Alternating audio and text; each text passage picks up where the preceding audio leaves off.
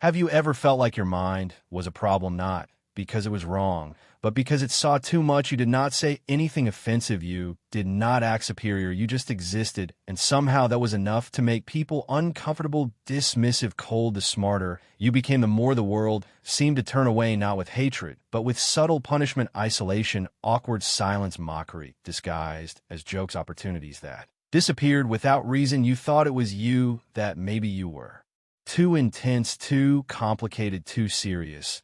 But it was not your personality, it was your perception. You saw through things, and that made people feel exposed, naked, in the presence of someone who did not buy the illusion. Arthur Schopenhauer believed this was not a coincidence. It was a pattern. Society does not just ignore intelligence, it punishes it, not openly, not violently, but psychologically, by pushing the intelligent to the edge of belonging, because the truth is people don't want to be awakened. They want to be comforted, and when you challenge that comfort, you don't get a thank you. You get exiled. The punishment does not come with chains. It does not arrive in shouts or slaps or laws. It comes in silence, in the glance that looks past you, the conversation that dies. When you enter the room, the job you did not get, not because you were not qualified, but because you made the interviewer feel small. No one says it out loud, but you learn quickly. Thinking deeply comes with a price, and that price is social acceptance. You were not excluded because you were rude, you were excluded because you were rare. You asked questions that made people squirm. You noticed patterns they were not ready to see. You made jokes that were not about celebrities or gossip, and so they fell flat. Soon you were labeled too intense, too complicated, hard to talk to. But none of that was true. What was true was that your presence made them feel exposed. You were not just another person in the group, you were the mirror. And no one likes a mirror that shows what they are avoiding. This is the cost. Society never talks about the hidden taxes on awareness, the quiet exile of the thoughtful. It's not that the intelligent are hated, they are just inconvenient. They disrupt the script. They don't laugh. When everyone else is laughing, they pause before answering. They question things that were supposed to be left unquestioned, and society does not punish that with violence, it punishes it with invisibility. You get passed over, left out, talked around, smiled at, but never really welcomed. At first, you think something's wrong with you, that maybe you need to be more social, more lighthearted, more normal. But the more you try to shrink yourself to fit, the more lifeless you become, because intelligence is not a personality flaw. It's a perception shift.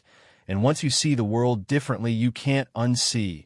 Even if it costs you the world you once belonged to, you have probably noticed it by now. You don't have to say anything controversial. You don't have to correct anyone. You don't even have to speak. Just being in a room, being fully present, fully aware is enough to change the energy. People start fidgeting. They explain themselves when you did not ask. They laugh too loud, or they cut you off, or they look at their phones a little too often. You did not provoke them. You mirrored them.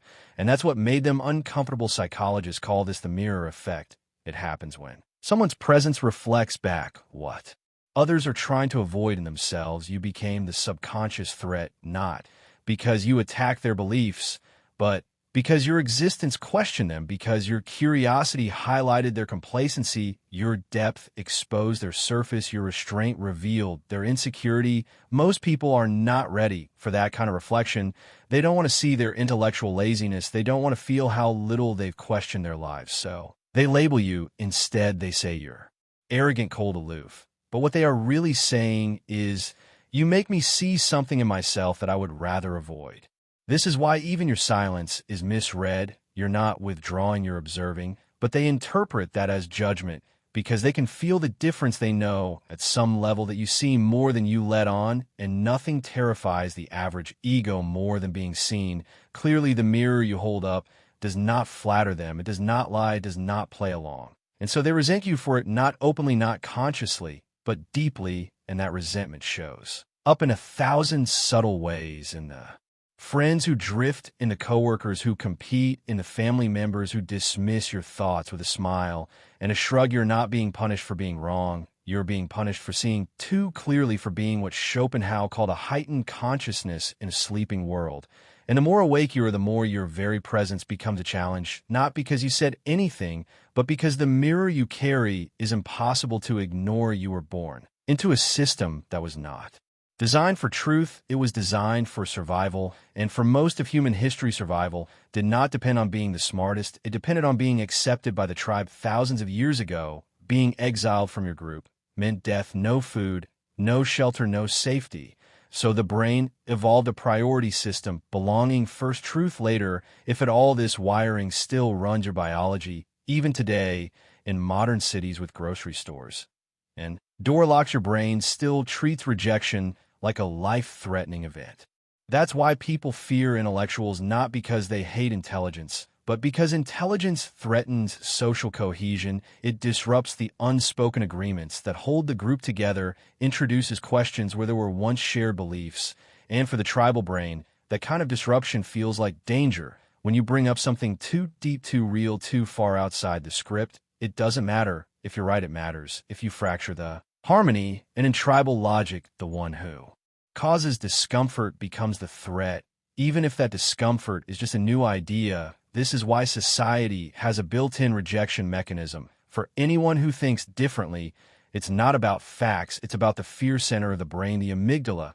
When people feel intellectually outmatched, their amygdala lights up the same way it would if they were being physically threatened. This is primal biology. Your intelligence didn't just confuse them, it activated their survival response. They felt exposed, so they pulled away. They felt inferior, so they found reasons to dislike you, not because of who you are, but because of what you triggered in them. You didn't break the tribe's rules, you revealed that the rules were built on illusions, and nothing threatens a group more than someone who sees past its myths. That's why deep thinkers have always lived on the edges of society, not because they're antisocial, but because their minds are incompatible with the primitive politics of belonging. Schopenhauer understood this deeply. He believed that the more one sees, the harder it becomes to participate in the game, not out of pride, but because awareness is alienation, and the individual mind, no matter how sharp, is still punished by the tribal brain for being too awake. If you have ever felt like the system was not made for you, you are right, it was not, because our institutions are not built to nurture intelligence. They are built to control it, to redirect it, to filter it through systems of power, profit, and predictability. Let's start with school. You're told it's a place for learning. But what does it really teach? Memorize, repeat, don't question, don't disrupt, don't think too far outside the box, because that box has already been filled with a curriculum designed decades ago by people who never knew your mind. The students who ask why too often are labeled as rebellious. The ones who challenge the textbook are told to focus on what will be on the test. And just like that, your natural intelligence, your hunger to explore and connect dots gets labeled as a distraction. You're told to quiet it down, to color inside the lines, to become employable, not enlightened. Because schools don't reward depth, they reward obedience. Then you enter the workplace, and it gets worse. You imagine that innovation will be welcomed, that your insight will be valued.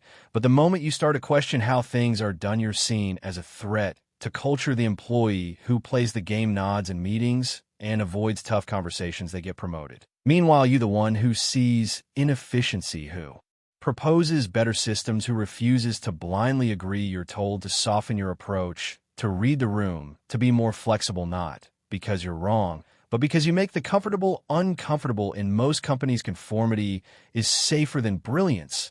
And those who rise to the top aren't the most insightful, they're the most agreeable.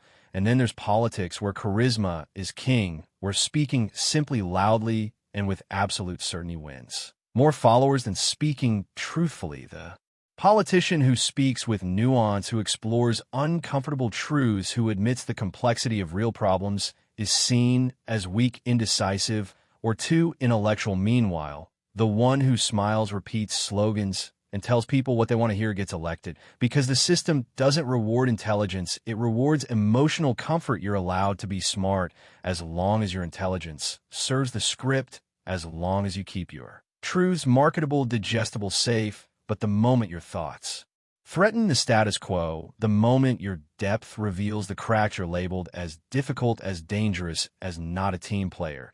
And so intelligence gets reshaped into productivity, creativity, gets crushed into compliance, insight is filtered until it's nothing more than content. Schopenhauer warned that institutions aren't designed for truth, they're designed for survival, and survival means maintaining the illusion that everything is under control. So when your intelligence threatens that illusion, you become a liability, and society punishes liabilities not with violence, but with red tape, with rejection, with silence, with slow starvation of the soul, until you either conform or disappear. Arthur Schopenhauer saw something in the human condition that most thinkers were too afraid to say out loud. Intelligence isn't a gift, it's a burden, not because it fails to succeed in the world, but because it sees the world too clearly to enjoy it at. The center of Schopenhauer's philosophy is a concept called not willpower, not conscious desire, but a blind, irrational force that drives all life forward without logic, without morality,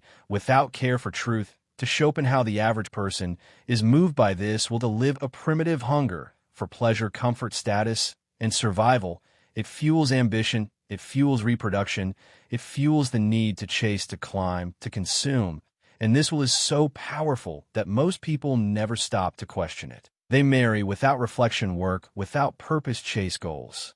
They never chose for rewards they can't define. But the intelligent, they are different, not because they are more virtuous, but because they are cursed with the will to truth. This is what sets deep thinkers apart. They do not just live, they examine, they question, they observe the world like an outsider trapped inside it. They ask, why do we suffer? Why do we pretend? Why do we worship illusions and destroy what's real?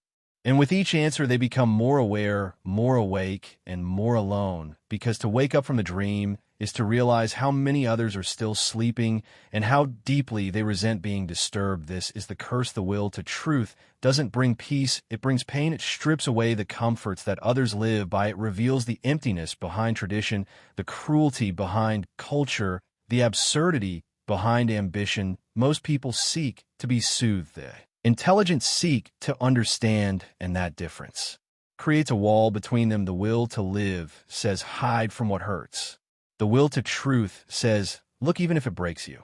Schopenhauer believed that the more intelligent a person becomes, the more they suffer, because they see through too much. They feel the weight of existence more heavily. They can no longer find meaning in what once felt fulfilling. Parties feel empty. Small talk becomes unbearable. Success feels hollow. What brings others joy brings the thinker discomfort, because they see the strings behind the puppet show. This is why society punishes the intelligent, not because they're dangerous with weapons or wealth, but because they threaten the illusion that keeps everyone sane. Their very presence whispers, there's more than this, there's something wrong, there's something fake.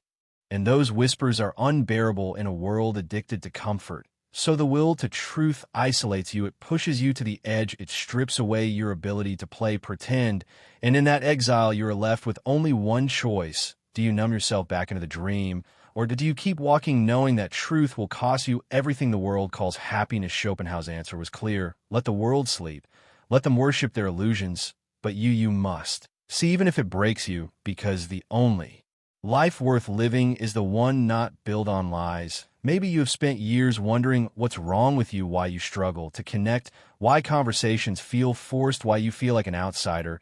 Even when you try to belong, you have been told you are too serious, too intense, too sensitive, too much. But here's the truth. You're not broken. You're just seeing things ahead of their time. You're not difficult. You're advanced. Your intelligence didn't isolate you. It revealed you. It stripped away the illusions that others still cling to. And once you saw what was beneath the surface, you couldn't go back to pretending it wasn't there. That's why you struggle in shallow spaces. That's why small talk drains you. That's why you'd rather be alone than surrounded by noise. Because your mind is built to explore depth, and the world is addicted to distraction. You feel disconnected, not because you lack something, but because you see too much, and in a society that thrives on comfort, clarity becomes a curse.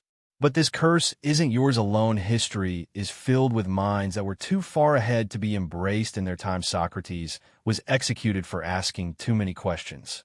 He challenged Athens to think, and they punished him for it. Nikola Tesla dreamed of a future the world couldn't yet comprehend. He died, poor, isolated, and unrecognized, while others built empires on his stolen ideas. Alan Turing cracked the code that helped end World War II.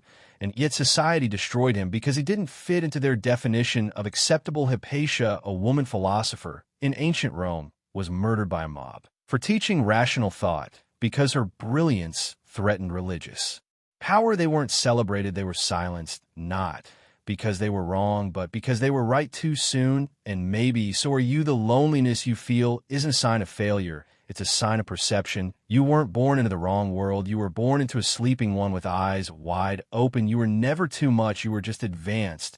And being ahead of your time doesn't make you broken, it makes you necessary, because every age needs minds that don't. Just reflect it, but challenge it. Disturb it, awaken it. And while society may not celebrate you now, that doesn't mean you're not shaping it. It means you're building something that won't be understood until the world finally catches up. It does not happen all at once. The punishment of intelligence is slow, quiet, almost invisible. It begins with being misunderstood not once, but repeatedly. You say something layered, and they reduce it to a joke. You express concern, and they call you negative. You share an insight, and they change the subject.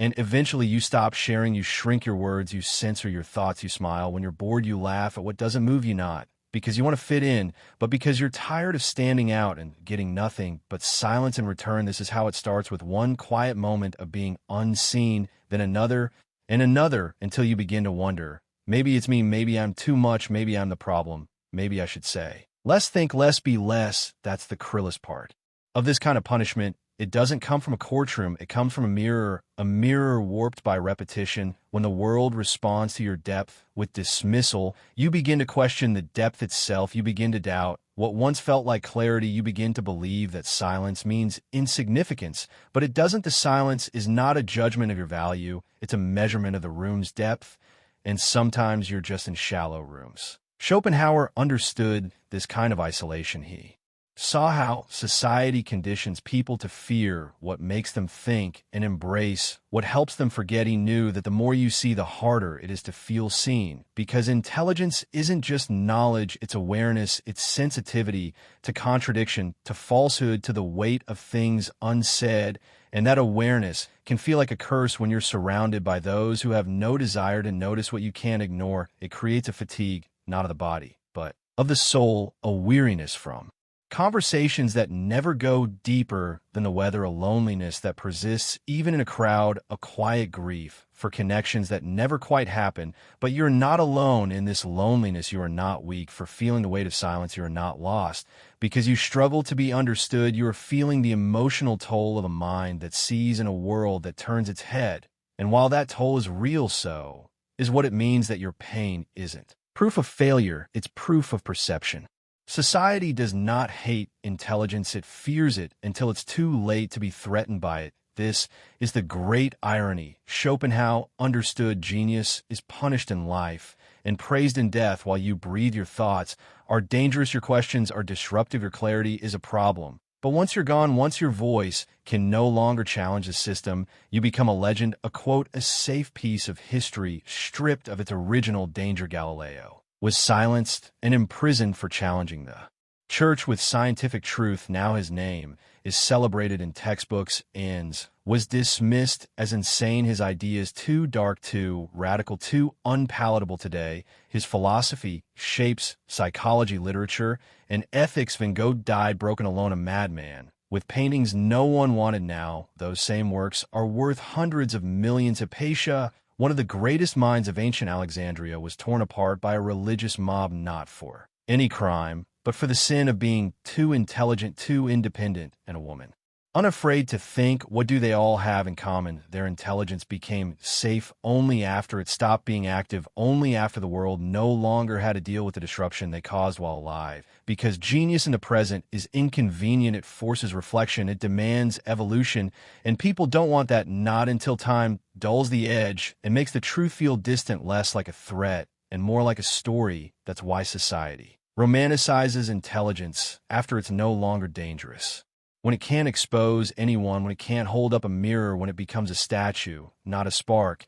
And that's the tragedy. Most of the minds that shape humanity are only embraced when they're no longer alive to feel it. So if you've ever wondered why your insight is ignored, why your truth is too much, why your voice feels invisible, remember, you may not be misunderstood because you're wrong. You may be misunderstood because you're early. You were never the problem. You were the signal of the interruption, the mind that did not play along. And for that, they did not understand you, not because you lacked clarity, but because you brought too much of it too soon, too raw, too real. You were punished not because you were broken, but because you broke their illusion. You did not fit in because you could not shrink your vision to match the size of their comfort zone. They wanted silence. You brought reflection. They wanted agreement. You brought questions. They wanted smooth surfaces. You handed them a mirror, so they called you difficult, cold, detached, arrogant.